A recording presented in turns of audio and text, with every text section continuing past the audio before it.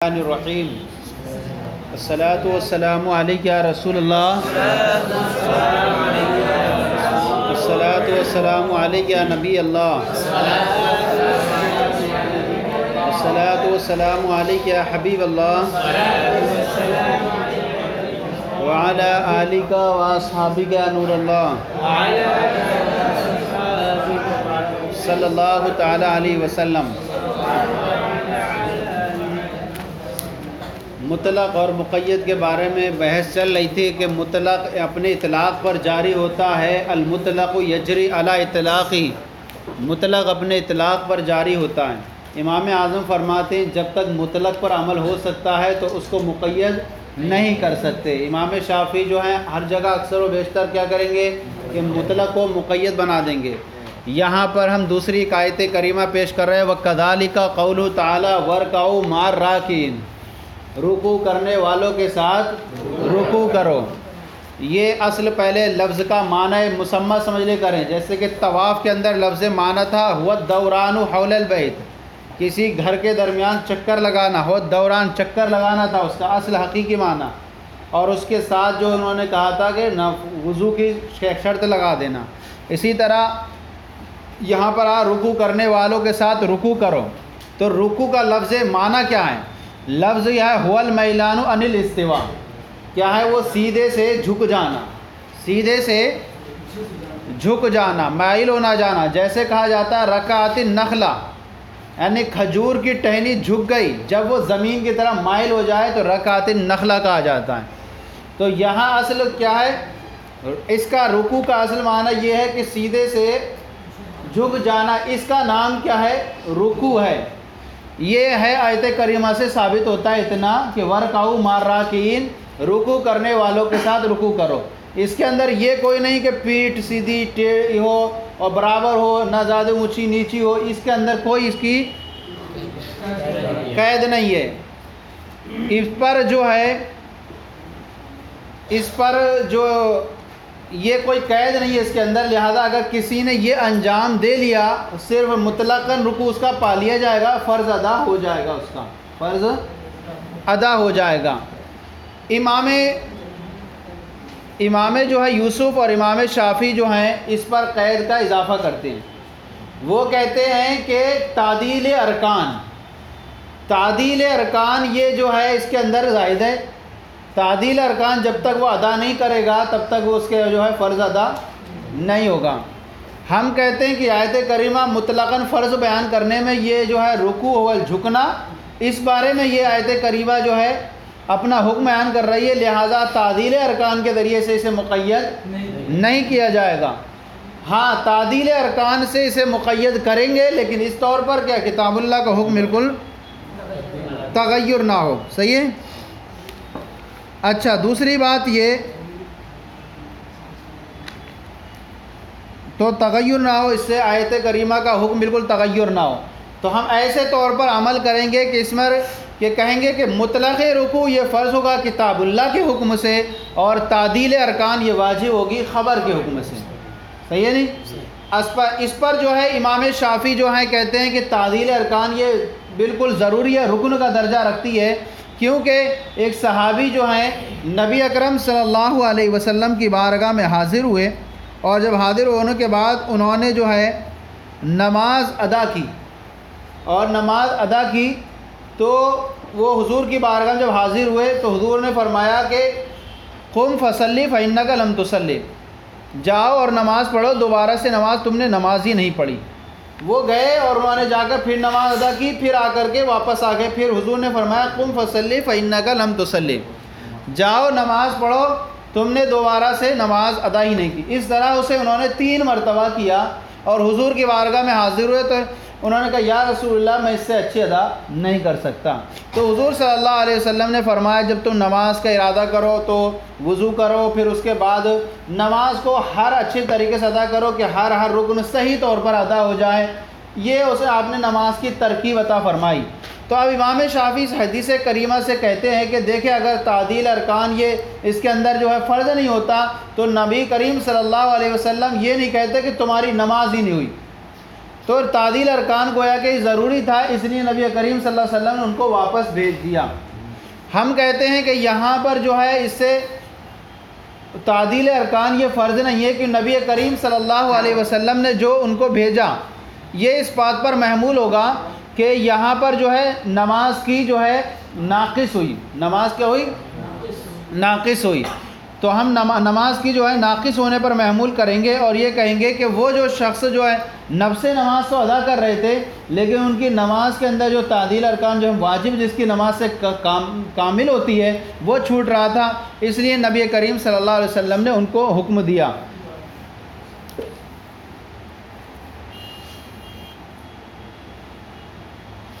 سمجھ میں آ گیا؟ تو اب اس کو یہ کہیں گے کہ تعدیل ارکان جو ہے، دوسری بات یہ کہ اگر یہ تعدیل ارکان یہ اس کے اندر رکوع کے رکن نہیں ہے بلکہ کیا ہے؟ واجب ہے، تو واجب کی ترکی کی وجہ سے نماز کے اندر کمی آ جاتی ہے، اس لیے نبی کریم صلی اللہ علیہ وسلم نے ان کو حکم دیا تھا۔ وَكَذَلِكَ قَوْلُهُ تعالیٰ، اسی طرح اللہ تعالیٰ کے ارشاد وَارْكَعُوا مَعَ الرَّاكِعِينَ، رکوع کرنے والوں کے ساتھ رکوع کرو، مطلق فی مسمى رکوع، یہ رکوع کا نام رکھے جانے میں کیا یہ آیت کریمہ مطلق ہے۔ اسی طرح اور سجدہ کرنے کے بارے میں بھی فَلَا يُزَادُ عَلَيْهِ شرط التعدیل، تو اس پر تعدیل کی شرط کا اضافہ نہیں کیا گا۔ تعدیل کسے کہتے ہیں؟ تمام ارکان کو سکون اطمینان کے ساتھ ادا کرنا۔ بے خبر الحکم، حکم الخبر، خبر کے حکم سے، ولیکن یعمل بالخبر علی وجہ، لیکن خبر پر ایسے طریقے پر عمل کیا جائے گا لا یتغیر بحکم الکتاب، جس سے کتاب کا حکم تبدیل نہ ہو۔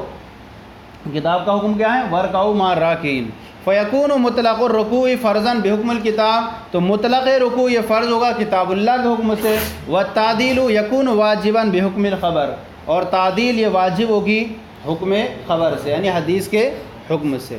ہو گیا؟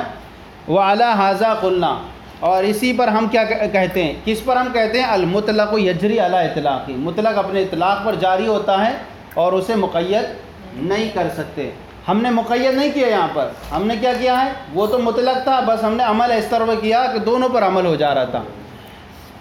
دیکھیں، کوئی شخص اگر سفر میں ہے اور اسے پانی نصیب نہیں ہو رہا ہے، مل نہیں رہا ہے، تو شریعت اسے حکم دیتی ہے فَإِن لَّمْ يَجِدُوا مَاءً فَتَيَمَّمُوا صَعِيدًا طَيِّبًا، اگر تم پانی نہ پاؤ تو پاک مٹی سے تیمم کرو۔ تیمم یہ وضو کا خلیفہ ہوتا ہے کہ جب پانی نہ ملے تو ایسی صورت میں مٹی سے، پاک مٹی سے تیمم کر لیا جائے اور اس کے ذریعے نماز ادا کر سکتے ہیں۔ صحیح ہے؟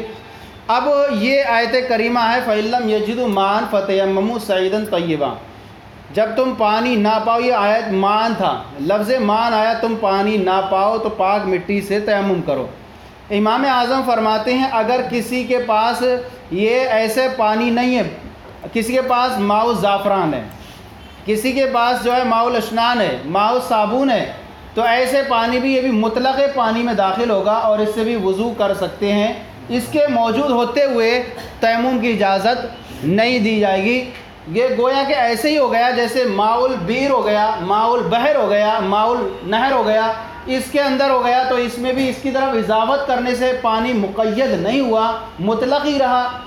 ایسے ہی منزل من السماء جو پانی ہے وہ پانی جو ہے مطلق ہے، ایسے ہی یہ بھی پانی مطلق رہے گا، لہذا اس پانی کے موجود ہوتے ہوئے اسے تیمم کی اجازت نہیں دی جائے گی۔ سمجھ آئے نہیں؟ تو ماء زعفران ہے کسی کے پاس، ماء زعفران کا مطلب یہ نہیں کہ سارا زعفران نچوڑ کر ڈال دیا گیا ہو، بلکہ یہ کہ اس میں زعفران کا رنگ مل گیا ہو، صحیح ہے نہیں؟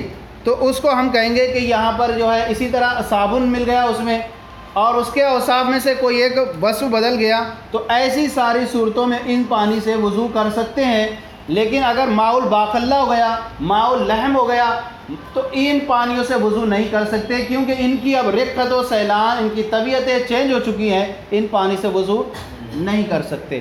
امام شافعی کہتے ہیں کہ صرف منزل من السماء کی قید پر یہ جاری نہیں رہا۔ منزل من السماء ایک تو مان طہورا تھا، وانزلنا من السماء مان طہورا، لہذا اس پانی سے وضو کر سکتے تھے، یا جو ہے مطلقاً پانی آپ کے پاس موجود ہے اس پانی سے وضو کر سکتے ہیں، لہذا ماء صابون، ماء اشنان، ان وغیرہ پانیوں سے وضو نہیں کر سکتے، کیونکہ یہ جو ہے پانی ماء منزل من السماء کی طرح نہیں ہے۔ پھر یہ کہ امام شافعی کہتے ہیں اگر یہی چیز ہے تو پھر ماء نجس سے بھی کر لینا چاہیے، کیونکہ یہاں پر بھی تو اضافت ہو گئی ہے، اضافت ہو گئی ماء نجس، تو یہ بھی مطلق رہنا چاہیے، اس سے بھی پانی سے کیا کر لینا چاہیے، وضو کر لینا چاہیے۔ تو ہم کہتے ہیں کہ اصل جو ہے وضو کس لیے کیا آتا ہے، ازالۃ الحدث، حدث کو زائل کرنے کے لیے، تطہیر کے لیے، اور مائع نجس جو ہے یہ تطہیر کی صلاحیت، ہم نے پانی کو نازل فرمایا لیطہرکم، تاکہ تمہیں اسے پاک کریں، اس لیے ان پانیوں سے، اس سے پانی سے نہیں ہوگا۔ تو حاصل کلام کیا نکلا کہ ماء الاشنان، ماء الصابون، ماء الزعفران، ان پانیوں سے وضو کر سکتے ہیں، یہ ماء مطلق کی طرح ہے، برخلاف ماء الباقلہ، ماء اللحم وغیرہ، ان سے نہیں کر سکتے کیونکہ یہ مقید ہو چکے ہیں۔ وعلی ھذا قلنا، اسی بنیاد پر ہم نے کہا کہ مطلق اپنے اطلاق پر جاری ہوتا ہے۔ یجوز التوضی بماء الزعفران، وضو کرنا جائز ہے زعفران کے پانی سے، وبکل ماء، اور ہر ایسے پانی سے خالطہ شیء طاہر، جس میں کوئی پاک چیز مل گئی ہو، فغیر احد اوصافی، اور اس نے کسی اس کے ایک وصف کو بدل دیا ہو، ایک وصف بدل دیا ہو، لیکن اگر وہ ایسا ہو گیا، یہ بھی یہاں پر ہے کہ وہ ایسا ہو گیا کہ اس کی رقت و سیلان ختم ہو گئی، صحیح ہے، تب پھر یہ بھی جو ہے نہیں رہے گا۔ اس یہاں پر مراد کیا ہے، یہاں پر مراد وہی چیز ہے کہ پانی جو اپنی اصلی طبیعت سیلان وغیرہ پر باقی رہا ہو۔ اچھا، یہ مقید اور مطلق کسے کہتے ہیں، جب انسان کے ذہن میں کوئی چیز کا تصور آئے تو لوگ جو ہیں اسی کو سمجھتے ہوں۔ دوسری بات یہ کہ اگر کسی سے کہا جائے کہ پانی لے کر کے آؤ، کیا لے کر آؤ، اور یہ کہا کہ ہاتھی یعنی لفظ ماء، اس سے کہا گیا کہ آپ پانی لے کر کے ہاتھ الماء، پانی لے کر کے آؤ، اب سامنے والا ماء الزعفران لے کر کے آیا تو اسے لغتاً غلط نہیں کہا جائے گا، اسے غلط نہیں کہا جائے کیونکہ وہ پانی لے کر کے صحیح طور پر آیا، لیکن اگر ماء الورد لے کر آ گیا یا ماء المرق لے کے آ گیا، ماء الباقلہ لے کے آ گیا، تو اب کہیں گے یہ پانی نہیں ہے۔ تو لغتاً جو ہے زعفران کو بھی ماء زعفران کو پانی کہا جاتا ہے۔ اب مطلق اور مقید میں یہ چیز ہو گئی، اور مطلق کسے کہتے ہیں، جب اس کو بولا جائے تو وہ اپنے اطلاق پر جاری رہے، اور مقید اسے کہتے ہیں کہ یعنی کہیں گے کہ مقید کہ ذہن اس کی طرف سبقت نہ کرے بلکہ مضاف الیہ انسانی تدابیر کے ذریعے عرق ریزی کرے، مضاف الیہ انسان کے ذریعے تدبیر کرے، شکل میں نکالا گیا ہو۔ ماء الزعفران ایسا نہیں ہوتا ہے، کیونکہ ماء الزعفران سے مراد وہ پانی ہے جس میں کچھ زعفران مل گیا ہو، نہ وہ پانی جس کو زعفران سے نچوڑ کر کے انسانی تدبیر کے ذریعے عرق بنا دیا گیا، وہ اس سے تو ہوگا ہی نہیں، یہ اس میں کچھ مل گیا، اس کو مراد ہے۔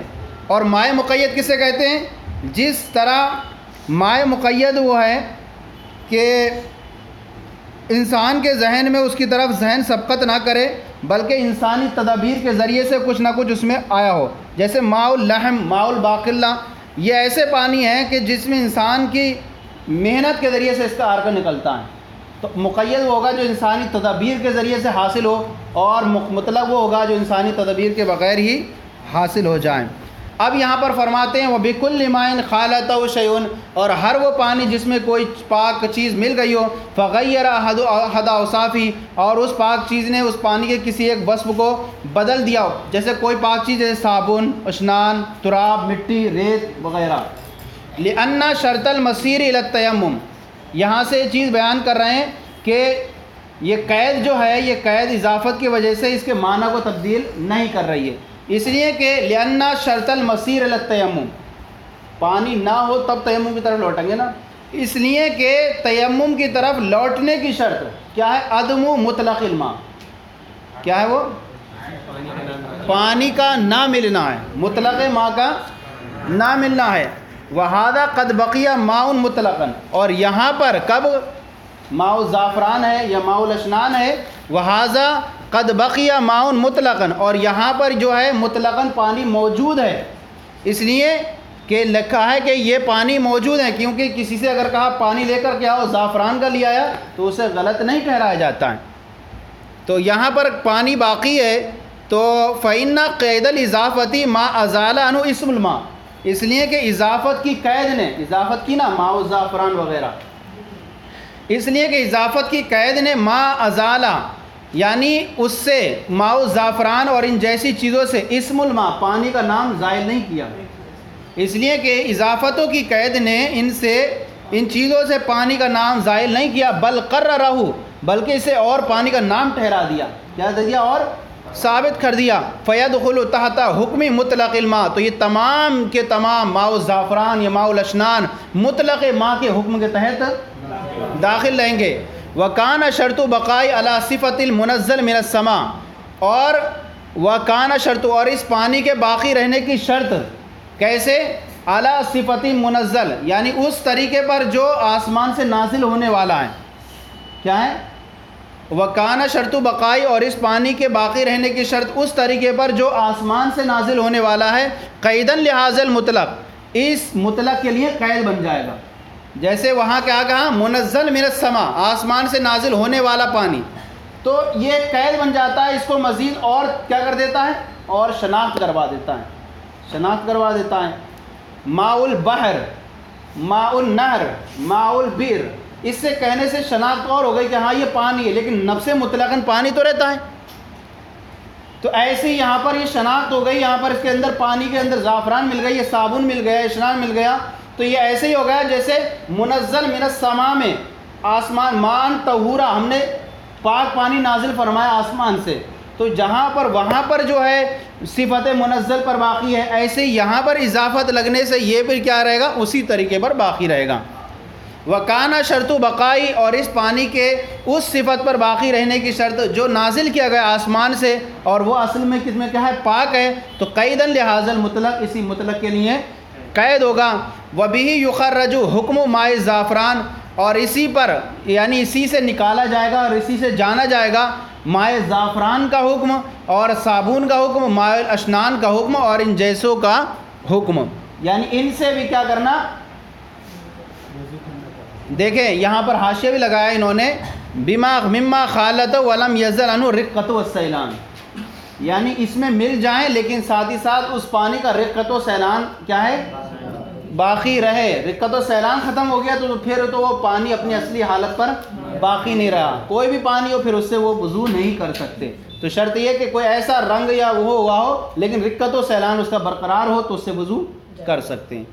وَكَانَ شرط بقائی اور اس پانی کے منزل من السماء کی صفت پر باقی رہنے کی شرط قیداً لہذا المطلق، اس مطلق کے لیے قید ہوگا۔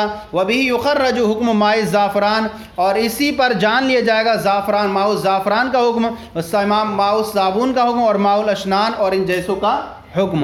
وَخَرَجَ عَنْ هَذِهِ الْقَضْيَةِ، اب یہاں پر ایک اعتراض ہوتا ہے امام شافعی کی طرف سے کہ آپ ادھر قید لگا کر ان کو صحیح کر رہے ہیں تو ماء النجس کو بھی پھر شامل کر دیجیے، کیا کر دیجیے؟ یہاں پر بھی تو اضافت ہو گئی، نجس پانی، اس سے بھی وضو کیجیے، کیونکہ یہاں سب میں آپ نے قید کر کے پاک کر لیا، مطلق بنا لیا، تو ماء النجس کو بھی مطلق کے اندر داخل کر کے اس سے بھی پاکی حاصل کیجیے۔ تو ہم کہتے ہیں کہ ماء النجس نکل جائے گا اللہ کے ارشاد سے، کیا اللہ نے فرمایا وَلَٰكِن يُرِيدُ لِيُطَهِّرَكُمْ، اللہ تمہیں پاک کرنا چاہتا ہے اللہ۔ وَخَرَجَ عَنْ هَٰذِهِ الْقَضْيَةِ الْمَاءُ النَّجِسُ، اور اس قضیے سے اور اس حکم سے ماء نجس نکل گیا اللہ تعالیٰ کے ارشاد کی وجہ سے، وَلَٰكِن يُرِيدُ لِيُطَهِّرَكُمْ، لیکن اللہ تمہیں پاک کرنا چاہتا ہے۔ وَالنَّجِسُ لَا يُفِيدُ الطَّهَارَةَ، اور نجس جو ہے وہ طہارت کا فائدہ نہیں دیتا ہے، طہارت کا فائدہ۔ وَبِهَٰذِهِ الْإِشَارَةِ، اور اسی اشارے کے ذریعے سے، کس اشارے کے ذریعے؟ لِيُطَهِّرَكُمْ، تاکہ وہ تمہیں پاک کرے، لیکن کوئی پہلے سے پاک ہو تو پھر تھوڑی پاک ہوگا، کسی کا وضو ہو پہلے سے پھر وہ وضو کرے تو وضو پر وضو تحصیل حاصل ہوگی، کوئی چیز پہلے سے حاصل ہے۔ ہاں یہ تو کر سکتے ہیں قرابت کی نیت پر، ثواب کی نیت سے وضو پر وضو کر سکتے ہیں، لیکن یہ کہیں کہ اس سے حدث زائل ہو جائے، جب حدث ہے ہی نہیں، پاک ہے تو حدث زائل نہیں ہو سکتا۔ کہہ رہے ہیں اسی کے ذریعے، کس اشارے کے ذریعے؟ لِيُطَهِّرَكُمْ کی جو قید ہے تاکہ وہ تمہیں پاک کرے، اس اشارے کے ذریعے جان لیا گا ان الحدث شرط لوجوب الوضو، کہ حدث یہ شرط ہے وضو کے واجب ہونے کے لیے، حدث یہ وضو کے واجب ہونے کے لیے حدث یہ شرط ہے۔ فَإِنَّ تَحْصِيلَ الطَّهَارَةِ بِدُونِ وُجُودِ الْحَدَثِ، اس لیے کہ پاکی کا حاصل کرنا بغیر حدث کے پائے جانے کے محال، کیا یہ محال ہے۔ ہاں یہ کوئی اگر کرے گا تو اس کو ہم کہیں گے تجدید وضو کر رہا ہے وہ، تو کہیں گے یہ فضیلت کی زیادتی کے لیے کر رہا ہے یا طہارت کے حاصل ہونے کے لیے نہیں کر رہا ہے. یا یہ کہہ سکتے ہیں کہ چونکہ یہ طہارت سے ہے تو یہ ہو سکتا ہے کہ اس نے وضو کیا اور اس کے بعد بیچ میں غیبت چغلی وغیرہ کر دی ہوں. تو جس طرح سے ظاہری جو ہم وضو کرتے ہیں حدث کو زائل کرنے کے لیے تو وہ کیا کرتا ہے زائل کرتا ہے, اسی طرح چغلی غیبت یہ جو ہیں باطنی امراض ہیں تو اس کی وجہ سے باطنی امراض جو ہیں دور ہو جائیں.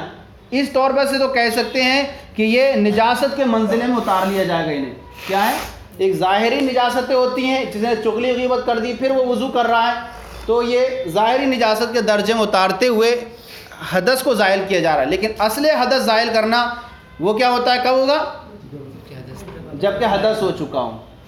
تو حاصل کلام کیا نکلا, لیطہرکم کے ذریعے سے اس سے یہ پتہ چل گیا کہ حدث جو ہے یہ ضروری ہے کس کے وضو واجب ہونے کے لیے, لہذا بغیر حدث پائے جائے ہوئے طہارت حاصل کرنا یہ محال ہے.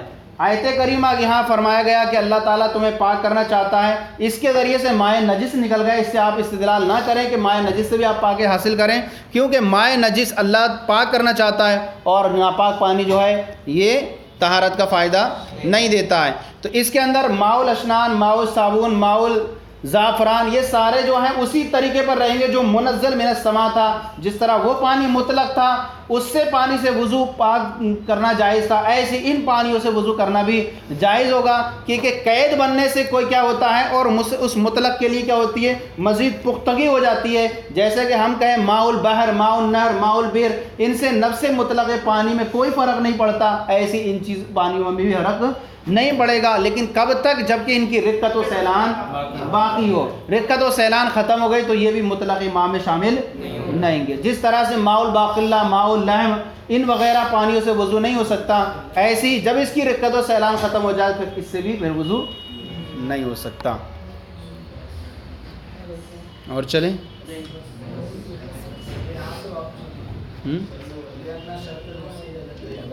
ہاں ترجمہ, لأن شرط المسیر الی التیمم, اس لیے کہ تیمم کی طرف لوٹنا, اس لیے کہ بھائی جب پانی نہ ہو تو تیمم کی طرف لوٹا جاتا ہے نا, تو یہی بتانا چاہ رہے ہیں. لأن شرط المسیر الی التیمم, اس لیے کہ رجوع کرنا تیمم کی طرف کب ہوتا ہے, عدم مطلق الماء, مطلق ماء کے نہ ہوتے وقت. وہذا قد بقی ماء مطلقا, اور جب مائع زعفران موجود ہے, مائع الاشنان موجود ہے, تو یہاں مطلقاً پانی موجود ہے, لہذا تیمم کی طرف رجوع. فإن قید الاضافتی ما ازال عنہ اسم الماء, اضافت کر دی ماء کی زعفران کی طرف, ماء کی اضافت کر دی صابن کی طرف, تو کہہ رہے ہیں اضافت کی قید نے پانی کے نام کو اس سے زائل نہیں کیا, بل قررہ, بلکہ پانی کے نام کو تو اور پختہ کر دیا. فیدخل تحت حکم مطلق الماء, تو یہ تمام کے تمام یہ مطلق ماء کے حکم کے تحت ہی داخل رہیں گے. وکان شرط بقائی علی صفت المنزل من السماء, اور اس پانی کے باقی رہنے کی شرط اس طریقے پر جو آسمان سے نازل ہوا ہو, یہ قید بن جائے گا کس میں, اسی مطلق کے لیے قید بن جائے گا. جیسے منزل من السماء کی قید ہے, ایسے ہی یہاں پر تو وہ بھی اصل کیا ہے باب تطہیر میں, تو منزل من الصفا کی طریقے پر یہ بھی کیا رہے گا, برقرار رہے گا. وکان شرط بقائی, اور اس پانی کے باقی رہنے کی شرط اسی طریقے پر رہے گا جیسے کہ منزل من السماء, یہ قید بن جائے گا اس مطلق کے لیے. اور قید کی وجہ سے قید کی وجہ سے نفس مطلق ماء ختم نہیں ہوتا ہے. جیسے کہ قید ہم نے منزل من السماء کی کر دی, ماء البحر کر دی, قید بننے سے مطلق پانی کا نام ختم نہیں ہوگا. ماء البحر کہہ دیا تو نفس مطلق پانی تو ہے موجود, ایسے ہی ماء الزعفران کہنے سے نفس مطلق پانی کیا کے لیے قید تو بن جائے گا, لیکن مطلق پانی موجود اب بھی رہے گا. وبہذا یخرج حکم ماء الزعفران, اور اسی پر یعنی اسی سے جان لیا جائے گا زعفران کے پانی کا حکم, صابن کا حکم, اور اشنان کا حکم, اور اس جیسوں کا حکم. اور اسی حکم سے نکل گیا کیا, ماء نجس نکل گیا اللہ تعالیٰ ارشاد سے, ولیکن یرید لطہرکم, والنجس لا یفید الطہارت, اور نجس جو ہے طہارت کا فائدہ نہیں دیتا. اور اسی اشارے کے ذریعے جان لیا گیا کہ حدث یہ شرط ہے وضو کے واجب ہونے کے لیے, اس لیے کہ طہارت کا حاصل کرنا بغیر حدث کے پائے جانے کے محال ہے. چلیں کل کو پھر دوسرا جو ہے یہ طریقہ بتائیں گے. صلو علی الحبیب صلی اللہ علیہ وسلم.